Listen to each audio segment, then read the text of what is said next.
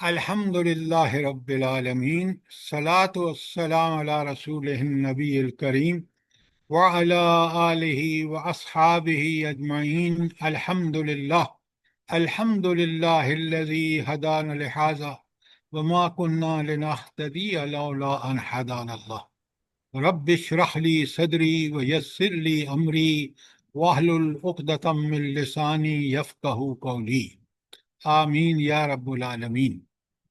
اچھا، اب ہم سمجھتے ہیں، میں پھر آخر میں بتاؤں گا آپ کو۔ سب سے پہلے تو ہم پورے مکی دور کا ایک جائزہ لیتے ہیں۔ اب اگر میں آپ کو کھول کے بتاؤں نا، اور بڑے شارٹ طریقے پر، تو مکی دور 13 سال کا ہے۔ پہلے 3 سال میں دعوت سینہ بسینہ چلی ہے۔ نبی کریم صلی اللہ علیہ وآلہ وسلم نے نہ کعبۃ اللہ میں اس بات کو کھول کے بیان کیا ہے، نہ بازاروں میں، نہ گلیوں میں، بلکہ سینہ بسینہ دعوت چلی ہے۔ اس میں کچھ لوگ مسلمان ہوئے۔ اس کے بعد تیسرے سال کے اینڈ پہ آپ صلی اللہ علیہ وسلم کو اللہ تعالیٰ کی طرف سے حکم آ گیا کہ آپ کھل کے دعوت دیں۔ تو جب آپ نے کھل کے دعوت دی کعبۃ اللہ میں، بازاروں میں، جہاں موقع تھا، تو اس کا نتیجہ کیا ہوا یہ بتائیں۔ ہاں جی، مخالفت شروع ہوگی۔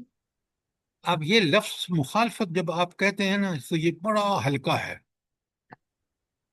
ہوا کیا کہ جب آپ نے کھل کے دعوت دی، وہ بت جن کے ساتھ ان کو برسوں نسل در نسل پجاری بنے ہوئے تھے، وہ سخت غصے میں آ گئے۔ غصے میں آ کے انہوں نے نبی کریم صلی اللہ علیہ وآلہ وسلم، جن کو وہ صادق اور امین کہتے تھے، ان پر کیا کیا الزام نہیں لگائے۔ سوچیں، دیکھیں، سگے چچا نے اپنی 2 بیٹوں سے جو شادی ہوئی تھی آپ کی بیٹیوں کی، ان کو طلاق دلوا دی ابو لہب نے۔ پھر آپ دیکھیں کہ مخالفت کہاں تک گئی ہے، حتیٰ کہ جب 13ویں سال آپ ہجرت کرنے لگے ہیں، تو اس وقت کیا حال تھا بلا؟ کفار مکہ آپ کے قتل کے در پہ ہو گئے تھے، شہید کر ہاں، قتل کے در پہ ہو گئے۔ اس سے بڑا تو کوئی دشمنی کا اور طریقہ ہو ہی نہیں سکتا، قتل کے در پہ ہو گئے۔ اچھا، آپ بڑے غور سے سنیے، سوال کا جواب دیجئے کہ اس طرح سوال اپنے آپ سے کیا کریں۔ مجھے یہ بتائیں کہ پورے اس 13 سالہ دور میں ٹرننگ پوائنٹ کون سا ہے، جہاں پر پھر ایک نئی زندگی مل گئی دعوت اسلامی کو، یا نبی کریم صلی اللہ علیہ وسلم کی دعوت کو ایک نیا رخ اور نیا موڑ مل گیا؟ وہ حضرت عمر کا دعوت، جلدی بتائیں۔ حضرت عمر کا اسلام قبول کرنا، نہیں نہیں نہیں نہیں نہیں۔ ہجرت مدینہ سر۔ اور ہجرت حبشہ بھی ہے اس میں۔ ہاں، وہ ساری باتیں، ہجرت حبشہ ہو یا حضرت عمر کا اسلام قبول کرنا ہو، اس سے بڑھ کر جو بات میں نے آپ سے کہی کہ نیا رخ، نئی جہت، نیا پہلو مل گیا، وہ تھا ہجرت مدینہ۔ اور اس میں بھی بنیادی چیز جو ہے وہ ہے بیعت عقبہ اولیٰ اور بیعت عقبہ ثانیہ۔ کیوں؟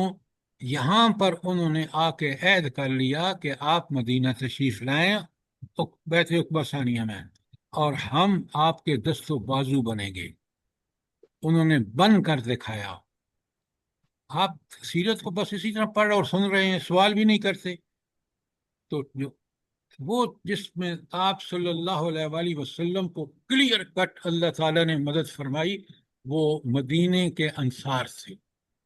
مہاجرین تو تھے ہی تھے جنہوں نے دین قبول کر کے وہ ساری آپ کے ساتھ مصیبتیں جھیلی، لیکن جو بات انہوں نے انصار نے کی اور انہوں نے پوری کر کے دکھائی، اس نے اسلام کو غالب کر دیا پورے جزیرۃ العرب میں۔ اب بتائیں، یہ بات ٹھیک ہے یہ جو آپ الٹی سیدھی باتیں کر رہے تھے؟ ارے یہ جو یعنی کہ ہوئی ہے وہ صحیح ہے، اور آج کل تو کچھ بھی نہیں ہے اس کے ان حالات دیکھ لیں آج کل کے کیا ہوئے ہوئے نا۔ آپ مجھے یہ بتائیں، آپ کی بات بالکل صحیح ہے۔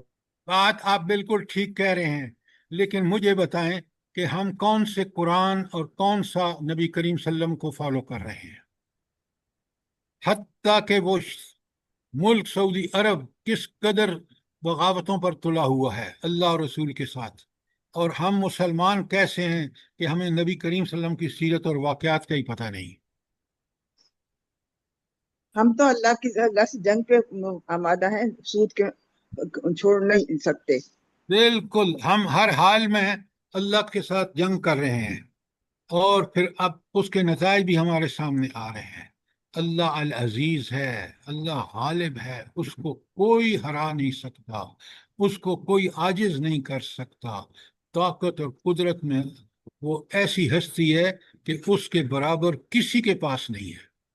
ساری مخلوق اور وہ خالق، سارے مربوب اس کی پیدا کردہ اور اس کی پروردہ، اور وہ رب، سارے محکوم اور وہ حاکم، سارے خادم اور وہ آقا، سارے غلام۔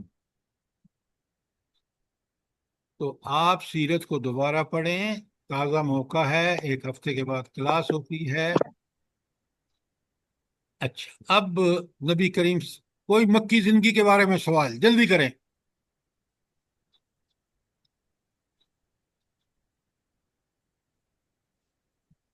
کوئی سوال نہیں ہے؟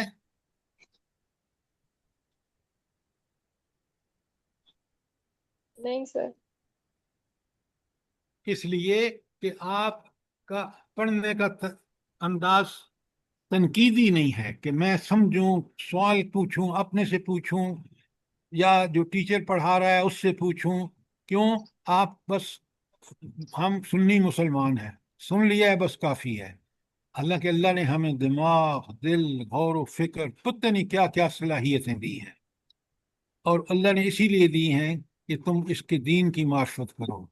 سر ایک کوشچن ہے کہ مکی دور میں نبی صلی اللہ علیہ وسلم سے لوگوں نے کہا بھی کہ ہم پر بہت مظالم ہو رہے ہیں، تو ہمیں جنگ کرنے کی اجازت دیجیے، تو آپ صلی اللہ علیہ وسلم نے منع کر دیا، تو اس کے پیچھے کیا حکمت تھی؟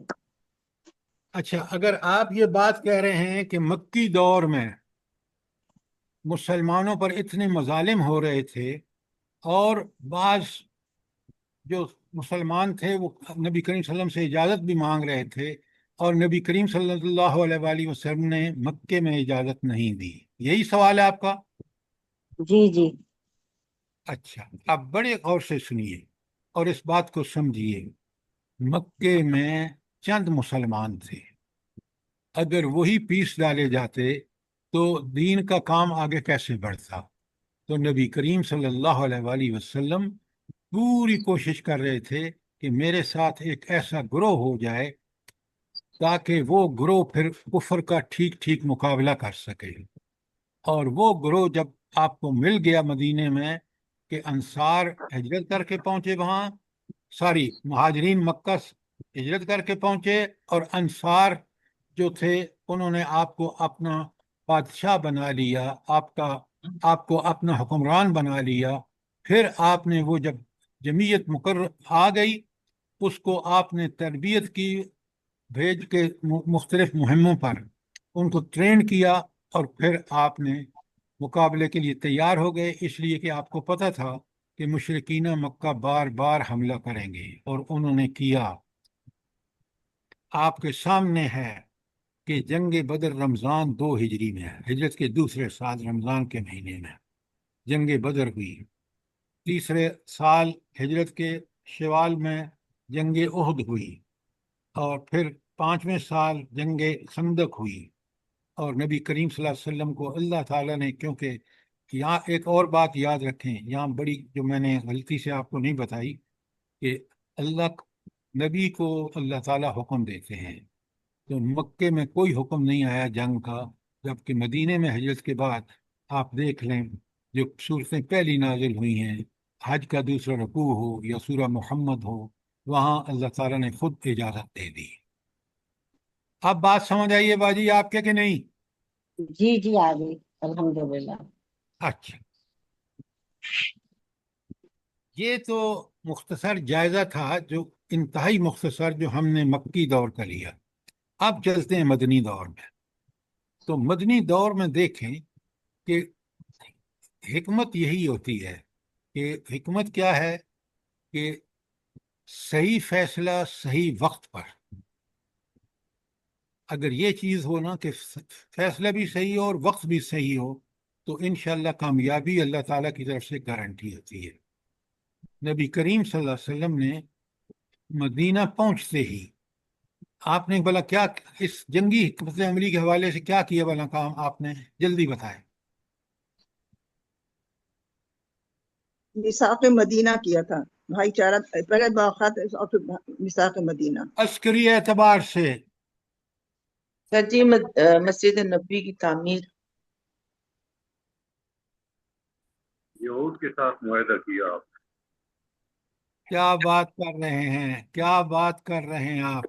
آپ صلی اللہ علیہ وآلہ وسلم نے صحابہ کو ٹرین کرنے کے لیے عسکری اعتبار سے مختلف وفود مختلف جگہ پر بھیجے. خالد صاحب بات کو سمجھیں، وہ ساری چیزیں اسلامی حکومت کو تقویت کے لیے ضروری تھیں، وہ عسکری قیادت کے لیے ضروری تھی، لیکن عسکری تربیت نبی کریم صلی اللہ علیہ وسلم نے جو کی وہ صحابہ کو مختلف جنگی مہموں پر بھیجا، کیونکہ وہ ٹرینڈ نہیں تھے، ان کو ٹریننگ کی ضرورت تھی. تو پہلا کام آپ نے یہ کیا. اور اس طرح اللہ تعالیٰ نے جب جنگ بدر ہوئی، کافر ملیمیٹ کرنے آئے تھے مدینہ کو، لیکن آپ نے اتنا جنگی جذبہ، جہاد فی سبیل اللہ کا جذبہ لوگوں کے اندر پیدا فرما دیا تھا کہ وہ ڈٹ کے لڑے، اور اللہ کی تائید و نصرت سے اس اتنے بڑے لشکر کو پر اللہ نے فتح دی. یہ چیزیں اس طرح پڑھیں، اس طرح سمجھیں، تاکہ آج یہ مسلمان حکمران جو بڑے بڑے آپ نے دفتر کھولے ہوئے ہیں فوجی ٹریننگ کے، اور وہاں امریکہ سے اور یورپ سے لوگ آتے ہیں، پیسے دے کے بلاتے ہیں، لیکچر دلواتے ہیں. کاش ہم یہ سیرت پڑھیں، ہم اس سیرت کو سمجھیں، نبی کریم صلی اللہ علیہ وآلہ وسلم کی حکمت عملی کو سمجھیں. آپ یقین مانیں، ایک شخص اٹھا مکے میں، یتیم پیدا ہوا، اتنا غریب کہ بچپن میں بکریاں چڑھانی پڑی. اللہ تعالیٰ نے ان کو نبی چنا، اس لیے ان کی فطرت وہ بالکل جس فطرت پہ پیدا ہوئے اس سے پڑھ کر اللہ تعالیٰ نے ان کو نبوت کے منصب پر سرفراز کرنا تھا. ان کو وہ چیزیں سکھائیں، ان مراحل سے گزارا جو مشکل ترین تھے. آپ صلی اللہ علیہ وسلم نے جوانی میں آپ کو پتہ ہے تجارت کی، پھر آپ کو اللہ تعالیٰ نے نبی بنا کر نبوت کا منصب، آپ دنیا بھر کے معلم بن گئے، استاد بن گئے، اور پھر آپ نے 70 سے زائد جنگیں اور سرایا اور غزوات لڑی، اور آپ دنیا کے بہترین جرنیل تھے. آپ مدینہ کی ریاست کے والی اور کامیاب ترین حکمران. کیوں؟ آپ نے قرآن نافذ کیا، جو اللہ کی کتاب، جو اللہ کے احکامات بالکل صحیح. تو ذرا ان چیزوں کی سیرت ہمیں بتاتی ہے، اور قرآن کو سمجھنے کے لیے سیرت کا سمجھنا بے انتہا ضروری ہے. جب تک میں اور آپ یہ نہیں سمجھیں گے اور سیرت کو کما حقہ نہیں سمجھیں گے، آپ دیکھ لیں قرآن جنگ بدر پر تبصرہ قرآن میں، جنگ احد پر تبصرہ قرآن میں، غزوہ احزاب پر تبصرہ سورہ احزاب میں، یوں گنتے جائیے. اگر ان جنگوں کے بارے میں نبی کریم صلی اللہ علیہ وسلم کا طرز عمل نہ پتہ ہو تو یہ صورتیں سمجھ آتی ہیں؟ یہ جنگوں پر تبصرے سمجھ آتے ہیں؟ بتائیں مجھے. آپ ٹھیک کہہ رہے ہیں. تو ذرا ان کو ٹھیک سے پڑھیں. میں سیرت پڑھنے کا آپ کو طریقہ بتاؤں گا آخر پر. پہلے ابھی ہم آج فتح مکہ کو پڑھنا ہے آپ نے. اور اس سے پہلے اچھا ایک اور بات بتائیں، ذرا آپ کا امتحان ہو جائے سوال کے ذریعے. مجھے یہ بتائیں کہ پوری مدنی زندگی میں جس طرح ہم نے کہا کہ مکی زندگی میں جو نبی کریم صلی اللہ علیہ وآلہ وسلم کو ایک نئی جہت، ایک نیا پہلو، ایک نیا مرحلہ ہجرت کے بعد پیش آیا، اور آپ نے سارے مراحل باقی، تو آخر یہ کون سا مرحلہ ہے مدنی زندگی میں جس نے رخ کامیابی کی طرف پوری طرح تبدیل کر دیا؟ وہ کون سا مرحلہ ہے؟ صلح حدیبیہ صاحب. اور خیبر کی فتح. اور مختلف حکمران کو خطوط. غزوہ بدر. غزوہ خندق میں کامیابی سے. انا للہ و انا الیہ راجعون. اللہ کے بندو، قرآن اور سیرت کو ڈھنگ سے پڑھو، سمجھو. یہ میرا سوال تھا کہ کون سا ایونٹ ہے مدنی دور کا جس نے پورا رخ بدل دیا؟ ڈاکٹر صاحبہ آپ نے پہلی فتح بات. مکہ. جی. فتح مکہ. انا للہ و انا الیہ راجعون. فتح مکہ سے پہلے آپ بتا چکے ہیں، آپ نے ٹھیک سے پڑھا نہیں، سمجھا نہیں، اس لیے ٹھوک رہے ہیں. ورنہ حقیقت یہ ہے کہ صلح حدیبیہ وہ موقع تھا جس نے پوری، پھر خیبر ہوا، پھر فتح مکہ ہوا، یہ سارے کے سارے جو سب سے اہم موقع تھا وہ صلح حدیبیہ، جس کو قرآن نے فتح مبین کہا ہے. آپ دیکھ لیں، جب نبی کریم صلی اللہ علیہ وآلہ وسلم نے اس کے ذریعے یہود کو الگ کر دیا، آئسولیٹ کر دیا، اور ان کے ساتھ تب صلح حدیبیہ کے موقع پر مشرکین مکہ جو بار بار حملہ آور ہو رہے تھے، ساری جنگ بدر ہو، جنگ احد ہو، جنگ احزاب ہو، سب میں وہ فہرست وہ ہے. اس کے بعد باقی قبائل بھی ہیں، یہود بھی ہیں، سارے کچھ ہیں. لیکن جب صلح حدیبیہ ہو گئی، یہ تھا وہ موقع کہ جس پر نبی کریم صلی اللہ علیہ وسلم نے، آپ کہتے ہیں خطوط بھیجے، وہ اس کے بعد بھیجے. کیوں؟ آپ کو دشمنوں نے غزوہ صلح حدیبیہ سے پہلے اتنا انگیج رکھا، اس قدر مصروف رکھا جنگوں میں، ایک کے بعد دوسری، کہ آپ کو فرصت ہی نہیں ملی. جو ہی صلح حدیبیہ ہوا، آپ کو فرصت مل گئی، بڑا دشمن الگ ہو گیا، مشرکین مکہ. اب آپ دیکھ لیں، 7 میں خیبر فتح ہو گیا، یہودیوں کا خاتمہ، اور پھر 8 میں فتح مکہ ہوا. یہ سب سے بڑی فتح تھی. بتائیں یہ سب باتیں آپ کو سمجھ آ رہی ہیں کہ نہیں آ رہی؟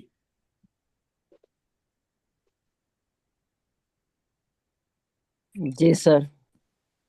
جواب بھی آپ نہیں دیتے، پتہ نہیں کیوں. آپ کو جواب دینے میں کیا ہچکچاہٹ ہوتی ہے؟ نہیں سمجھ آئی تو سوال کریں. سیرت کو اس طرح پڑھیں.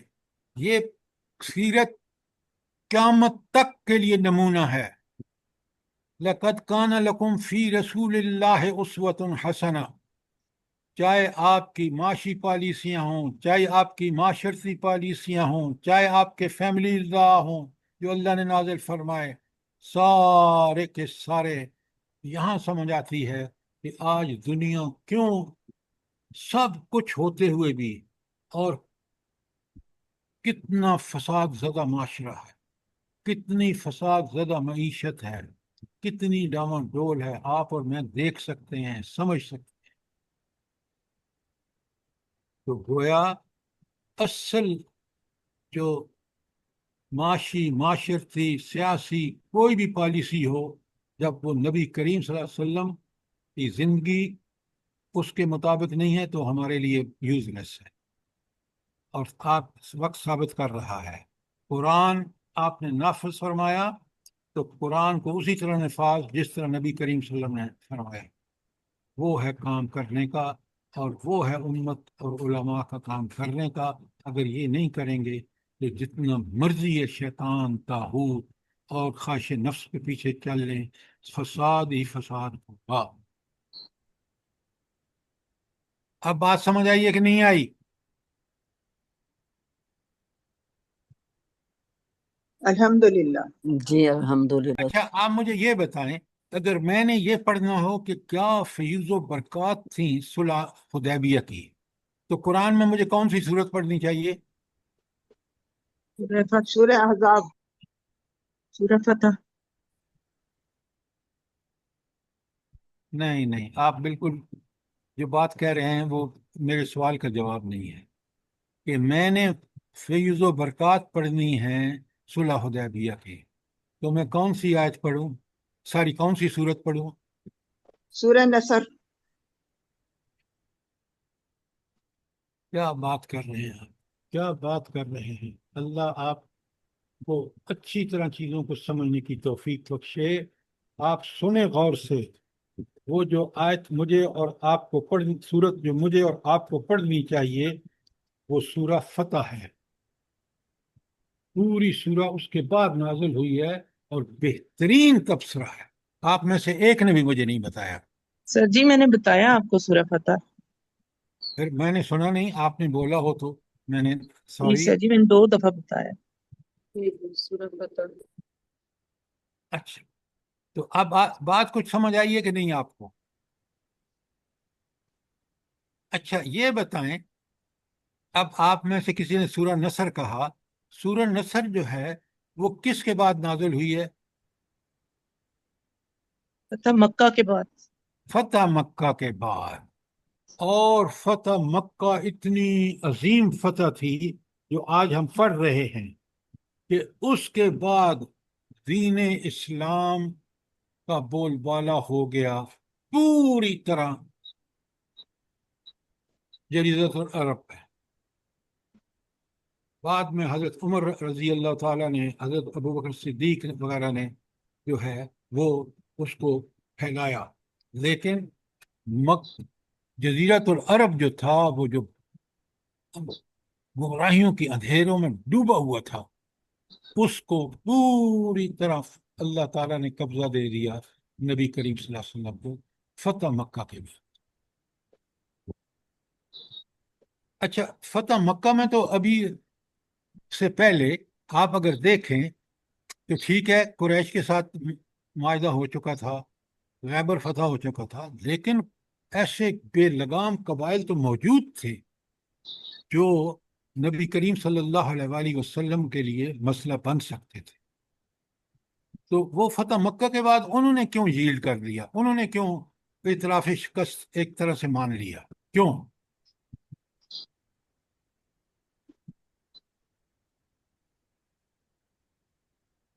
جلدی بتائیں.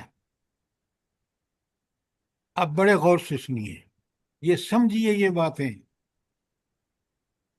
سارے قبائل اس بات کا انتظار کر رہے تھے کہ مکہ کو کون فتح کرتا ہے. اگر مشرکین مکہ حق پر ہیں تو وہ فتح کریں گے، اگر رسول اللہ صلی اللہ علیہ وسلم حق پر ہیں تو وہ فتح کر کے اور مکہ کا کنٹرول حاصل کر لیں گے. یہ سب کے ذہن میں ایک مشترکہ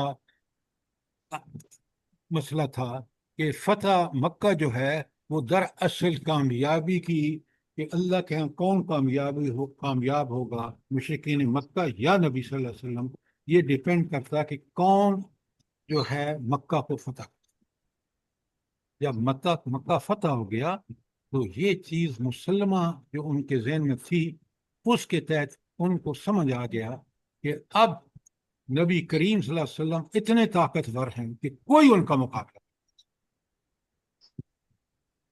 اور آپ پھر دیکھ لیں کہ جن قبیلوں نے اس کا، چاہے وہ غزوہ حنین ہو، طائف ہو، کس طرح وہ انہوں نے شکستیں کھائیں، اور اللہ کے رسول صلی اللہ علیہ وسلم کس طرح کامیاب اور کامران ٹھہرے. اسی لیے آپ دیکھیں کہ 8 ہجری کے بعد سب سے بڑا کیا مسئلہ ہوا، سب سے بڑی اس فتح کی علامت کیا تھی؟ جلدی بتائیں. کیا قرآن؟ موبائل سر، گرو در گرو اسلام میں داخل ہونے لگے. ہاں، سارے قبائل پہنچ رہے ہیں مدینہ کہ آپ صلی اللہ علیہ وسلم کے ہاتھ پر بیعت کریں. یہ تھا اس فتح مکہ کا نتیجہ کہ قبائل جوک در جوک پہنچنا شروع. اور فتح مکہ کے بعد 9 ہجری میں یہ اتنے قبائل آئے کہ پھر اللہ تعالیٰ نے، آپ دیکھیں کہ اللہ اپنے نبی سے کہتے ہیں اذا جاء الفتح، ہاں سورہ فتح کے جو ہے کیا ہے، اذا إذا جاء نصر الله اذا والفتح جاء ورأيت نصر الناس اللہ، سنیں غور سے، اذا جاء نصر اللہ والفتح ورأيت الناس يدخلون في دین اللہ افواجا۔ اب جب یہ کیفیت ہو کہ اے نبی کہ تم نے کس قسم پرسی کی حالت میں ہجرت کی، کس طرح اللہ تعالیٰ نے آپ صلی اللہ علیہ وسلم کو مدینے میں ایک چھوٹی سی سلطنت دی، وہ جنگوں کے بعد پھلتے پھولتے پورے عرب پر قابض ہو گئی، فتح کے ڈنکے بجنے گیا ہے۔ جب یہ صورت ہو تو پھر اللہ کہتے ہیں کتنی بڑی مسلمان حکمرانوں کو قیامت تک، تو پھر کیا کرنا چاہیے؟ جب وہ فسبح بحمد ربك واستغفر. فسبح بحمد ربک، اپنے رب کی تسبیح بیان کرو حمد کے ساتھ۔ کیوں؟ وہ بے عیب ہے، کوئی اس کو عاجز نہیں کر سکتا، وہ غالب ہے، اور حمد کے ساتھ ساری تعریفیں، ساری خوبیاں، سارے بہترین جو کام ہیں وہ اس کے ہیں۔ تو یہ تھا کرنے کا کام۔ آج بھی مسلمانوں کو یہی ہدایت ہے، وہ انڈیا ہو، وہ کوئی طاقت ہو، جب فتح ہو تو انسان سجدے میں گرے، اس رب کی تسبیح بیان کرے اس کی حمد کے ساتھ۔ کیوں؟ انہو کان توابا، وہ قبول کرنے والا ہے جو بھی اس نے مدد کی، باوجود اس کے کہ کچھ کوتاہیاں بھی ہو سکتی ہیں، لہذا وہ تواب ہے، بہت زیادہ توبہ قبول کرنے والا ہے۔ تو کوئی کامیابی جو ہے وہ اللہ کے تائید اور نصرت کی وجہ سے ہے، اسی کی حمد اور اسی کا شکر اور اسی کی تسبیح کرنا واجب ہے۔ اب آج کا مضمون میں نے پورا ریویو کر دیا، اگر کوئی سوال ہے تو ضرور پوچھیں، آپ اسی طرح پڑھیں اس کو۔ اچھا، میں اب یہیں آپ کو کیونکہ آپ بڑے اٹینٹیو ہیں، میرا طریقہ یہ ہے کہ دیکھیں نا، یہ کتاب جو ہے یہ تو بلیک اینڈ وائٹ میں ڈسکرائب کرتی جا رہی ہے، لیکن کچھ واقعات ہیں جو مجھے دیکھنا ہے کہ یہ کافروں کی چالیں ہیں، ان کو میں ریڈ کر دیتا ہوں۔ جو نبی کریم صلی اللہ علیہ وآلہ وسلم کا طریقہ کار ہے، جو آپ کے فرامین ہیں، ان کو میں گرین ہائی لائٹر سے گرین کر دیتا ہوں اور کافروں کے ریڈ کر دیتا ہوں۔ جو دوسرے ہیں وہ میں یلو سے کر دیتا ہوں۔ اب مجھے اس صفحے پر پورا پتہ ہے کہ کون سی بات ریڈ ہے، کون سی گرین ہے، کون سی یلو ہے، اور مجھے سمجھنے سمجھانے میں کوئی دقت نہیں ہوتی۔ تو یہ جو ہائی لائٹرز ہیں ان کا استعمال بہت اچھا ہے پڑھنے، سمجھنے اور سمجھانے کے لیے۔ یہ بات اگر کوئی سوال ہے تو ضرور کریں۔ آپ خود بھی سمجھ کے پڑھتے ہیں کیونکہ آپ کو ہائی لائٹ کرنا ہوتا ہے، جب سمجھ کے پڑھتے ہیں تو سمجھ آپ کو بھی آ جاتی ہے، ہائی لائٹر اس کو مزید پکا اس کتاب کو آپ کے ایسے نوٹس کے ساتھ کہ جب بھی آپ کو پڑھانی پڑے، جب بھی پڑھنی پڑے، اب آپ نے اس کو پڑھ گڑ کے رکھ دیا ہے تو کوئی مسئلہ نہیں ہوتا۔ یہ تجویز کیسی ہے جلدی بتائیں، پڑھانے والے بتائیں مجھے۔ سر جی بہت اچھی بہت سر اچھی۔ جی، جی بہت اچھی سر جی۔ اچھی ہے سر، بہت اچھی ہے سر بالکل ہمیں شروع میں بتاتے تو ہم بھی فوراً ایسے ہی سے چیز مل بھی جاتی ہے سر جی، جب ہم ہائی لائٹ کیا ہوتا ہے تو وہ فوراً بات سامنے بھی آ جاتی ہے کہ ہمیں بتانا کیا ہے اور کس پر فوکس رکھنا ہے۔ بہت عمدہ۔ نہیں، یہ جو آپ نے بتایا نا ریڈ گرین اور اس طرح سے، تو یہ بہت زبردست ہے طریقہ۔ جو مشرقین کی ہو تو وہ ریڈ کی جائے، جو حضور کے ساتھ وابستہ ہو وہ گرین سے کی جائے۔ یہ اب دیکھیں نا، مجھے آپ سے کوئی یہ جو پوری سیرت کا خلاصہ بیان کر دیا، کیونکہ میرے پاس وہ نوٹس پورے ہائی لائٹڈ موجود ہیں، مجھے کبھی کسی پہ چیپٹر پہ کہیں مجھے بالکل دقت نہیں ہوتی۔ اچھا، اب ذرا دیکھیں اور کریں، مثلا یہ جو پہلا اس کا غزوہ فتح مکہ، میں نے اس کے اوپر پین سے بال پوائنٹ سے لکھ لیا ہے، اس کو فتح اعظم کیوں کہتے ہیں؟ فتح اعظم سب سے بڑی فتح، نمبر ایک جس کے ذریعے اللہ نے اپنے دین کو، نمبر دو اپنے رسول کو، نمبر تین اپنے لشکر کو، نمبر چار اپنی امانت دار گروہ یعنی صحابہ کرام کو عزت بخشی، نمبر پانچ اپنے شہر کو، اپنے گھر کو، نمبر چھ، نمبر سات دنیا والوں کے لیے ذریعہ ہدایت بنایا ہے، کفار و مشرکین کے ہاتھوں سے چھٹکارا دلایا۔ یہ تھا وہ فتح کا سب سے بڑا، کہ کفار جو قابض تھے مکہ پر، اس کی وجہ سے پورے عرب میں ان کا اثر و رسوخ تھا، اس فتح مکہ نے ان کو بالکل صاف بتا دیا کہ مشرکین بت پرست اللہ کے ہاں کتنے ذلیل ہوتے ہیں، اور توحید پرست نبی کریم صلی اللہ علیہ وسلم اور صحابہ کتنی کا اللہ تعالیٰ ان کو کامیابی اور سرفرازی۔ اس فتح سے آسمان والوں میں خوشی کی لہر دوڑ گئی، اور اس کی عزت کی تنابیں جو ہاں صحابہ اور نبی کریم صلی اللہ علیہ وسلم کے سینے پر تن گئیں، اور اس کی وجہ سے لوگ اللہ کے دین میں فوج در فوج داخل ہوئے، اور روئے زمین کا چہرہ روشنی اور چمک و دمک سے جگمگا اٹھا۔ یہ بات حافظ ابن القیم کی ہے۔ دیکھیں اسلاف کتنے دور بینی سے، باریک بینی سے چیزوں کو دیکھتے تھے۔ کیسا پیارا تبصرہ ہے نہیں ہے؟ جلدی بتائیں۔ بالکل سر جی، اگر بہترین۔ جی اگر میں آپ غور سے پڑھیں نا تو بڑی رہنمائی ہے، بڑے پہلو ہیں ہدایت کے، اس قرآن میں بھی اور اس سیرت میں بھی، کیونکہ یہ سیرت قرآنی سیرت ہے، یاد رکھیں۔ اچھا، اب میں آپ کے سامنے اس غزوے کا سبب بتاتا ہوں جو آپ پڑھیں گے، کیونکہ میں نے دو قبیلے جیسے دیکھیں، سب سے پہلے میں نے آپ کو بتایا کہ صلح حدیبیہ بڑا کمال کی صلح ہے۔ اچھا، وہاں ایک شک تھی اس معاہدے میں صلح حدیبیہ کے، کہ اب عرب قبائل ان کو آزاد ہے، چاہے تو قریش کا ساتھ شامل ہو جائیں یا مسلمانوں کے ساتھ۔ تو دو قبیلے تھے جو مکہ کے اطراف میں رہتے تھے، ایک ہے بنو خزاعہ۔ بنو خزاعہ نے رسول اللہ صلی اللہ علیہ وسلم کے ساتھ معاہدہ کر لیا، اور ان کا جو حریف تھا بنو بکر، اس نے قریش کے ساتھ کر لیا۔ اب جب یہ قبیلہ حلیف بن جاتا تھا تو پھر جیسے بنی بکر قریش کے ساتھ ملے تو قریش کا فرض تھا کہ ان کے حل کرے، اسی طرح بنو خزاعہ کا کے ساتھ کوئی بھی واقعہ پیش آتا، جنگ پہ کوئی مارے جاتے، تو نبی کریم صلی اللہ علیہ وسلم کیونکہ انہوں نے معاہدہ کر لیا تھا، اس معاہدے میں نبی کریم صلی اللہ علیہ وسلم کا فرض تھا کہ ان کی مدد کریں۔ کیوں کہ یہ آٹومیٹیکلی انڈرسٹوڈ تھا کہ یہ جب معاہدہ کریں گے تو پھر یہ چیز لاگو ہوگی۔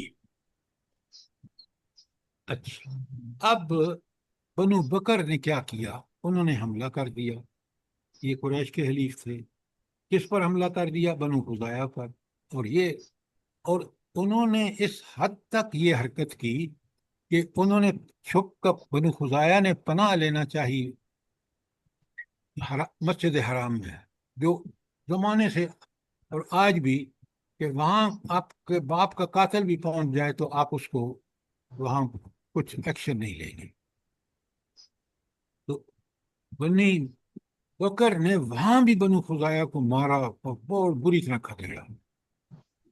یہ ساری تفصیل جو ہے یہ آپ پڑھ سکتے ہیں اس غزوے کے سبب میں، اور بنو خزاعہ اور بنو بکر کے درمیان یہ جو لڑائی ہے، یہ اس میں کیا کیا ان بدبختوں نے، قریش نے، کہ انہوں نے ہیلپ کی بنو بکر کی، اور بنو خزاعہ کو ہر جگہ مارا۔ تفصیل آپ پڑھیں گے تو آپ کو سمجھ آ جائے گی۔ اچھا، اب انہوں نے، بنو خزاعہ نے کوشش کی کہ جلدی سے مدینہ پہنچا جائے اور نبی کریم صلی اللہ علیہ وآلہ وسلم کو ان بنو بکر اور مشرکین کی ساری زیادتیوں کا ٹھیک ٹھیک آگاہی دی جائے تاکہ وہ ہماری مدد کریں۔ اچھا، ان میں سے ایک شخص اگلے پیج 537 پہ آئیں، عمرو بن سالم، یہ بنو خزاعہ سے تھا، یہ مدینہ پہنچ گیا۔ مدینہ پہنچ کر اس نے عرب زبان کے بڑے ماہر تھے۔ کتنے ماہر تھے بلا، اس کی مثال دیجئے، جلدی بتائیں۔ شعر و شاعری کرتے تھے بہت۔ وہ ساری قوم دنیا شعر و شاعری کرتی ہے۔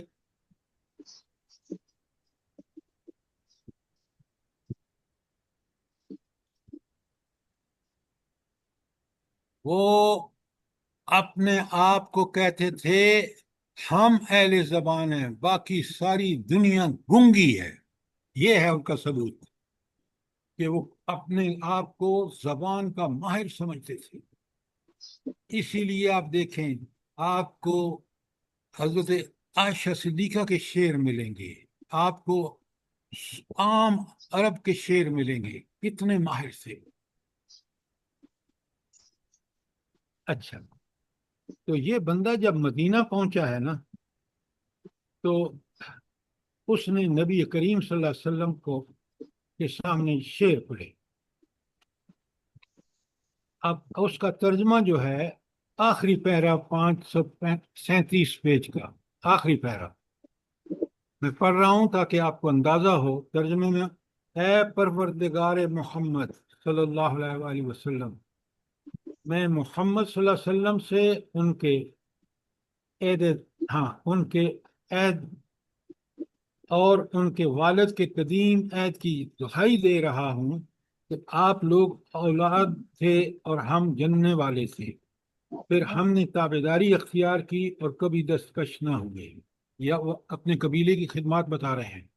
اور آپ کو اللہ ہدایت دے، آپ کو زور مدد کیجئے اور اللہ کے بندوں کو پکاریے، وہ مدد کو آئیں جن میں اللہ کے رسول ہوں گے، ہتھیار پوش اور چڑھے ہوئے 14ویں کے چاند کی طرح گورے اور خوبصورت۔ اگر ان پر ظلم اور ان کی توہین کی جائے تو چہرہ تمتما اٹھتا ہے۔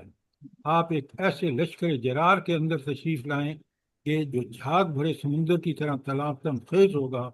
یقیناً قریش نے آپ کے عہد کی خلاف ورزی کی ہے، پیج 538 پہ، اور آپ کا پختہ پیمان توڑ دی ہے۔ انہوں نے میرے لیے قضاء میں گھاٹ لگائی اور یہ سمجھا کہ میں کسی کی مدد کے لیے نہ پکاروں گا، حالانکہ وہ بڑے ذلیل اور تعداد میں قلیل ہیں۔ انہوں نے رات بھر حملہ کیا اور ہمیں رکوع و سجود کی حالت میں قتل کیا، یعنی ہم مسلمان تھے اور ہمیں قتل کیا گیا۔ یہ اس کے شعر کتنے آپ دیکھیں۔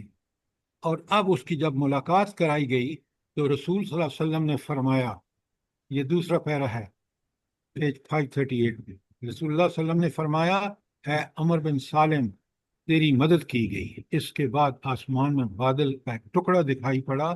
آپ صلی اللہ علیہ وسلم نے فرمایا، یہ بادل بنو کعب کی مدد کی بشارت سے دمک رہا ہے۔ جب آپ صلی اللہ علیہ وسلم نے وعدہ فرما لیا تو آپ دیکھ لیں اس بندے کی خوشی کی کوئی انتہا نہیں رہی ہوگی۔ اچھا، اب یہاں ایک بات بڑے غور سے سمجھنے کی ہے۔ یہ واقعہ آپ کو پتہ ہے 8 ہجری کا ہے، اور 6 ہجری میں صلح حدیبیہ ہوئی، اور کافروں نے مسلمانوں کو دیکھ لیا کہ وہ کتنے جہاد فی سبیل اللہ کے لیے بے تاب ہوتے ہیں۔ انہوں نے مدد تو کر دی بنو بکر کی، اور یہ جوش میں سب کچھ کر دیا، لیکن جب انہوں نے سوچا کہ بہت بڑی غلطی ہوئی ہے۔ بولے کیا غلطی ہوئی ہے ان کی، جلدی بتائیں۔ عہد کی خلاف ورزی ہو گئی ہے۔ اس عہد کی خلاف ورزی ہوئی ہے ڈاکٹر صاحبہ جس میں فریق نبی کریم صلی اللہ علیہ وآلہ وسلم ہے، اور وہ اس وقت پورے عربی خلیج عربی کے جو ہیں وہ لیڈر ہیں، طاقت اور قدرت ان کے پاس سے اللہ نے دی ہے۔ تو یہ قریش سخت پریشان ہو گئے اور فوراً دوڑا ابو سفیان مدینے میں تاکہ اس کی تجدید کر دے اور دیکھے کہ نبی کریم صلی اللہ علیہ وسلم مدینے پر بنو خزاعہ کی مدد کے لیے حملہ آور نہ ہو۔ بات کو سمجھ کے پڑھیں، اس طرح مت پڑھیں جس طرح کہ کوئی کتاب پڑھ رہے ہیں۔ یہ کتابیں بڑی سبق آموز ہیں اور قیامت تک کے لیے سیرت کی یہ کتابیں ہماری رہنمائی کرتی رہیں گی۔ اگر ہم نے اس سیرت اور اس قرآن کو چھوڑا تو بالکل اسی طرح ذلیل ہوں گے جیسے آج ذلیل ہو رہے ہیں۔ ان واقعات کو ایک بالکل کہانی، اور کہانی بھی پوری تفصیلات کے ساتھ میرے اور آپ کے ذہن میں محفوظ ہو۔ آپ جب سنیں بڑی عبرت آموز چیزیں ہیں اس میں۔ اب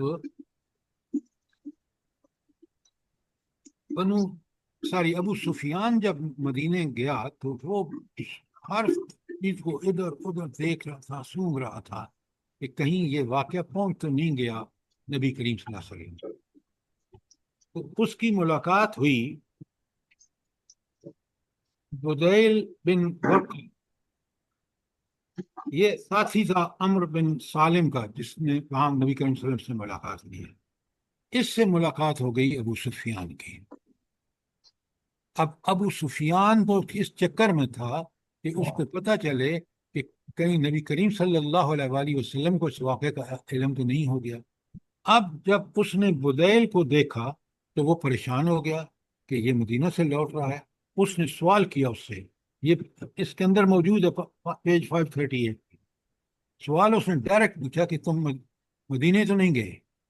اس نے مکر گیا، اس نے کہا میں تو نہیں گیا۔ اب پتہ ہے اس نے کتنا ابو سفیان تیز ہے، اس نے کیا کیا؟ اس نے کہا اس نے جہاں رات گزاری ہے میں وہاں چل کے دیکھوں کہ اگر اس کے اونٹ کی مینگنیوں میں کھجور ہے تو پھر یہ یقیناً مدینہ گیا ہوگا، کیونکہ وہاں کھجوروں کا غذا ان کو کھلاتے ہیں اور وہ ان کی مینگنیوں میں موجود ہوتی ہے۔ تو اتنا چالاک تھا ابو سفیان کہ اس نے جہاں پر رات گزار تھی وہاں پہنچا اور اس کے اونٹ کی مینگنیوں کو جب توڑا تو اس میں کھجور نکلی، تو وہ سمجھ گیا کہ یہ گیا ہے مدینہ۔ دیکھیں وہ اپنے مشن میں کتنے سنسیئر تھے، کتنے عقل مند تھے۔ اللہ نے جو عقل دی تھی کہ وہ اللہ کو پہچانے، بتوں کو تو انہوں نے جھوٹے بتوں کو تو پہچان لیا لیکن اس حقیقی الہ کو نہیں پہچانا۔ اب جب اس کو یہ بات سمجھ آ گئی تو وہ سمجھ گیا کہ نبی کریم صلی اللہ علیہ وسلم کو تو بات پہنچ گئی۔ خیر یہ پہنچا وہاں، جب پہنچا بڑی پیاری باتیں ہیں، آپ پڑھیں، کاش 539 پہ آئیں۔ جب یہ وہاں پہنچا تو اس نے پہنچ کر نبی کریم صلی اللہ علیہ وسلم کے گھر چلا گیا، اور آپ کو پتہ ہے اس کی بیٹی حضرت ام حبیبہ رضی اللہ تعالی عنہا نبی کریم صلی اللہ علیہ وسلم کی اہلیہ محترمہ تھی۔ یہ گیا وہاں کیونکہ اس کی رشتہ داری بھی تھی نبی کریم صلی اللہ علیہ وسلم سے اور بیٹی بھی ان کے گھر میں تھی، تو یہ بیٹی کے پاس پہنچا۔ سنیں بڑے غور سے سنیں، 539 کا میں دوسرا پیرا تیسری لائن پڑھ رہا ہوں، دوسری لائن۔ بہرحال ابو سفیان مدینہ پہنچا اور اپنی صاحبزادی ام المومنین حضرت ام حبیبہ رضی اللہ تعالی عنہ کے گھر گیا۔ تو جب رسول اللہ صلی اللہ علیہ وسلم کے بستر پر بیٹھنا چاہا تو انہوں نے بستر لپیٹ دیا۔ یہ بیٹی ماں باپ کے ساتھ کر رہی ہے۔ ابو سفیان نے کہا بیٹی کیا تم نے اس بستر کو میرے لائق نہیں سمجھا، مجھے اس بستر کے لائق نہیں سمجھا؟ انہوں نے کہا یہ رسول اللہ صلی اللہ علیہ وآلہ وسلم کا بستر ہے اور آپ ایک ناپاک مشرک آدمی ہیں۔ ذرا غور کیجئے کہ امہات المومنین حضرت ام حبیبہ نے کیا پیارا جملہ کہا ہے، اور اپنے باپ سگے باپ کو اس بستر پر نہیں بیٹھنے دیا جو بستر نبی کریم صلی اللہ علیہ وآلہ وسلم کا بستر۔ اللہ اکبر، یہ ہے ایمان، یہ ہے مومن۔ کیا شان تھی سر ایسی ان واقعی زوجین کو ہم کی ایسے ہی پڑھیں۔ دیکھیں کتنی بیٹی کو محبت ہوتی ہے اپنے باپ سے، لیکن یہاں جب ایمان اور کفر کا معاملہ ہے تو حضور نبی کریم صلی اللہ علیہ وآلہ وسلم سے محبت کا یہ عالم ہے کہ اپنا باپ کیونکہ کفر پر ہے، اس کو ناپاک ہے، لہذا وہ اس بستر پر نہیں بیٹھ سکتا ہے۔ ہمارے اندر یہ دینی غیرت، بتائیں۔ وعلیکم السلام ورحمۃ اللہ۔ سیرت کو اس طرح پڑھیں تاکہ آپ کو سمجھ آئے کہ مجھے دنیا میں زندگی کس طرح گزارنی ہے۔ اب سنیں کیا کہتے ہیں۔ ابو سفیان کہنے لگا، خدا کی قسم میرے بعد تمہیں شر پہنچ گیا ہے۔ کیا مطلب؟ کہ میرے گھر میں تو تم ٹھیک تھی، لیکن جب مسلمان ہو کے نبی کریم صلی اللہ علیہ وسلم کے گھر آئی ہو تو نعوذ باللہ اس کے نزدیک یہ شر تھا، حالانکہ یہ خیر کی انتہا تھی۔ کیسا یہ واقعہ؟ ذرا غور سے ایک ایک واقعے کو پڑھیں۔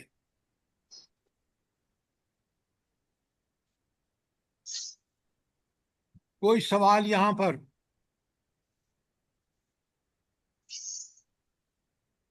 باپ اگر کافر ہے تو وہ اس قابل نہیں کہ ہم اس کو درجہ وہ دیں جو نبی کریم صلی اللہ علیہ وآلہ وسلم کا درجہ، چاہے ہمارا باپ ہی کیوں نہ۔ سر سبحان اللہ، کیا بہترین ان کا رد عمل ہے کہ انہوں نے بستر کو حق ادا فوراً کیا ہے نا۔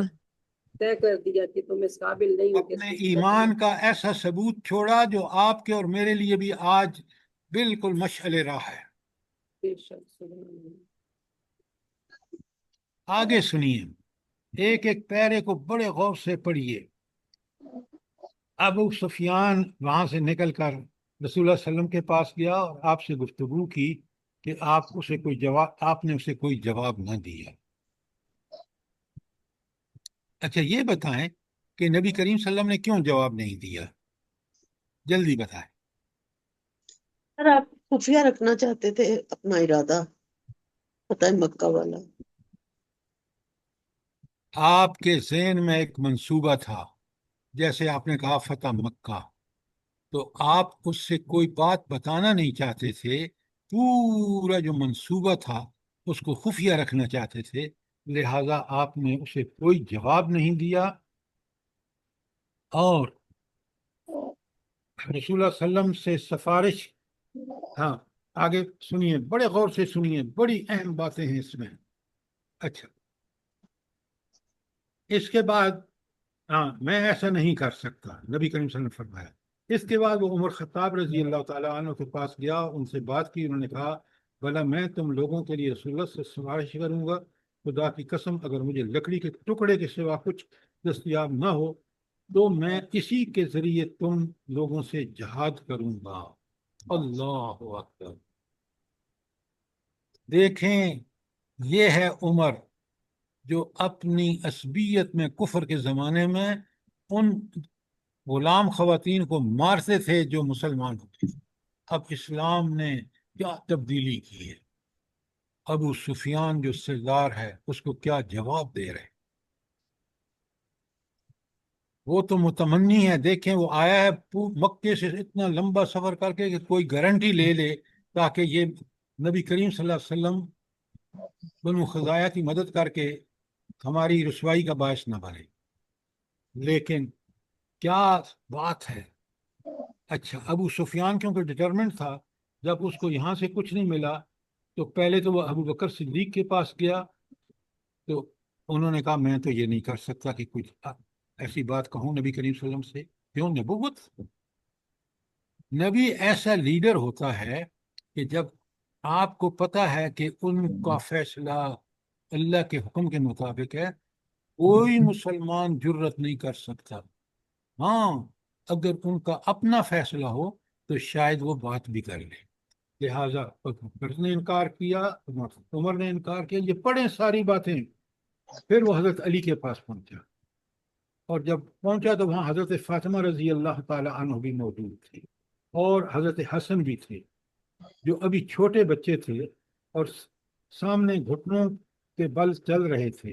ابو سفیان نے کہا اے علی رضی اللہ تعالی عنہ، میرے ساتھ تمہارا سب سے گہرا نسبی تعلق ہے، پکی رشتہ داری تھی۔ اچھا، میں ایک ضرورت سے آیا ہوں اور ایسا نہ ہو کہ جس طرح میں نامراد آیا اسی طرح نامراد واپس جاؤں، تم میرے لیے محمد صلی اللہ علیہ وسلم سے سفارش کر دو۔ حضرت علی نے کہا ابو سفیان تجھ پر افسوس ہے، رسول اللہ نے ایک بات کا عزم کر لیا ہے، ہم اس بارے میں آپ سے کوئی بات نہیں کر سکتے۔ یہ چاروں خلفائے راشدین دیکھیں ایک ہی جواب دے رہے ہیں، اس ابو سفیان جو اس وقت کافر تھا۔ اللہ، یہ ہے رسول اللہ صلی اللہ علیہ وسلم سے وفاداری کا ثبوت۔ یہ چاروں خلفائے راشدین کس طرح دے رہے ہیں؟ پڑھیں، سمجھیں، غور کریں۔ اب وہ بڑا چالاک تھا، سردار تھا۔ اس کے بعد وہ حضرت فاطمہ کی طرف متوجہ ہوا اور بولا کیا آپ ایسا کر سکتی ہیں کہ اپنے بیٹے کو حکم دیں کہ وہ لوگوں کے درمیان پناہ دینے کا اعلان کر کے ہمیشہ کے لیے عرب کا سردار ہو جائے؟ اگر وہ یہ اعلان کر دیں کہ بھائی کوئی بدلہ نہیں لیا جائے گا اور عرب کے ساتھ وہ معاہدہ جو صلح حدیبیہ کے بعد ہوا ہے اس کو ہم من و ان تسلیم کرتے ہیں۔ دیکھیں اس بچے سے جو اوپر آپ پڑھ کے آئے ہیں کہ وہ گھٹنوں کے بل چل رہا ہے، سنیں اعلان، جواب سنیں۔ حضرت فاطمہ رضی اللہ تعالی عنہا نے کہا واللہ یہ میرا بیٹا اس درجے کو نہیں پہنچا کہ لوگوں کے درمیان پناہ دینے کا اعلان کر سکے، اور رسول صلی اللہ علیہ وسلم کے ہوتے ہوئے کوئی بھی پناہ نہیں دے سکتا۔ یہ پیاری بیٹی فاطمہ کہہ رہی ہیں، یہ ہے مقام اس معاشرے میں نبی کریم صلی اللہ علیہ وسلم کا۔ ان کوششوں اور ناکامیوں کے بعد ابو سفیان کی آنکھوں کے سامنے دنیا تاریک ہو گئی اور اس نے حضرت علی ابن ابی طالب رضی اللہ تعالیٰ عنہ سے سخت گھبراہٹ، کشمکش اور مایوسی اور ناامیدی کی حالت میں کہا ابو الحسن، یہ ان کا لقب تھا حضرت علی کا، میں دیکھتا ہوں معاملات سنگین ہو گئے ہیں، لہذا مجھے کوئی راستہ بتاؤ۔ حضرت علی رضی اللہ تعالیٰ عنہ نے فرمایا خدا کی قسم تمہارے لیے کوئی کرامت چیز نہیں جانتا، البتہ تم بنو کنانہ کے سردار ہو، لہذا کھڑے ہو کر لوگوں کے درمیان امان کا اعلان کر دو اور اس کے بعد اپنی سرزمین واپس چلے جاؤ۔